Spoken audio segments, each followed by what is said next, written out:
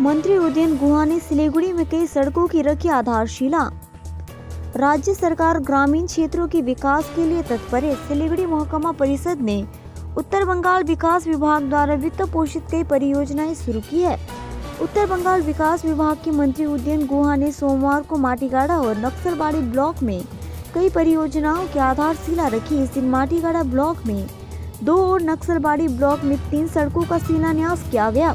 वहीं नक्सलबाड़ी ब्लॉक में काली मंदिर और ईसाई समुदाय के एक कब्रिस्तान की 4 दीवारी के निर्माण का शिलान्यास किया गया। इस कार्य के लिए कुल 12 करोड़ रुपए आवंटित किए गए हैं। समारोह में मंत्री के अलावा सिलीगुड़ी महकमा परिषद के सभाधिपति अरुण घोष, दार्जिलिंग जिला तृणमूल कांग्रेस अध्यक्ष पापिया घोष और अन्य गणमान्य लोग उपस्थित थे।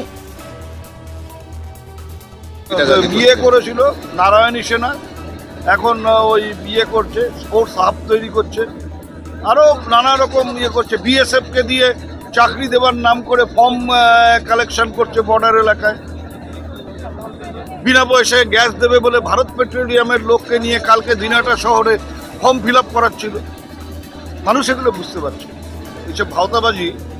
দাদা বলছি যে কেন্দ্রীয় আরেক প্রতিমন্ত্রী জন বার্লা, আলিপুরদুয়ারের সাংসদ, উনি একটা সুপার স্পেশালিটি হাসপাতালে 200 বেডের কথা বলেছে এবং সেটা নিয়ে প্রেস কনফারেন্স করেছে এবং রেলের আধিকারিকরাও তার মধ্যে উপস্থিত ছিল।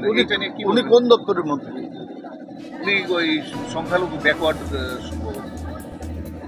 আমি তো এই শুনলাম যে ওই যে জন বার্লা বলে কেউ মন্ত্রী আছে। দাদা বলছি জন বার্লাকে তো দলের লোকেরাই বলছে, বিটিডব্লিউ থেকে বলছে চোর তোলাবাজ। আরে জন বার্লা এরা কে? নিশীথ প্রামাণিক, জন বার্লা, এদের কি? অনন্ত মহারাজ, এরা কি? অনন্ত মহারাজের বিরুদ্ধে ধর্ষণের মামলা আছে আসামে। নিশীথ প্রামাণিকের বিরুদ্ধে সোনার দোকানে ডাকাতির মামলা আছে। নিজের সহকর্মীকে গুলি করে মারার চেষ্টার অভিযোগ আছে। এরা তারপর সেদিন জলপাইগুড়ি, আজকে থেকে 4-5 দিন আগে জলপাইগুড়িতে একটা সার্কিট বেঞ্চে মামলা মানে কেস উঠেছিল। ও চাকরি দেওয়ার নাম করে 5 লাখ টাকা নিয়েছিল 19 সালে, সেই মামলা আছে।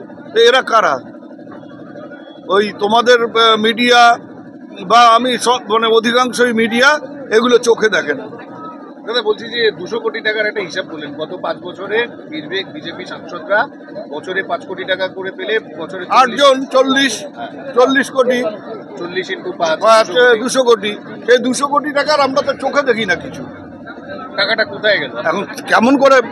মানুষের প্রতি যদি দায়বদ্ধতা না থাকে, মানুষের প্রতি যদি টান না থাকে, টাকা হয়তো ফেরত চলে গেছে, খরচ করতে পারেনি, কোথায় কাজ করবে জানেই না। তো কোথায় কি প্রয়োজন আছে এটা যদি না জানা যায় তাহলে খরচ হবে কেউ?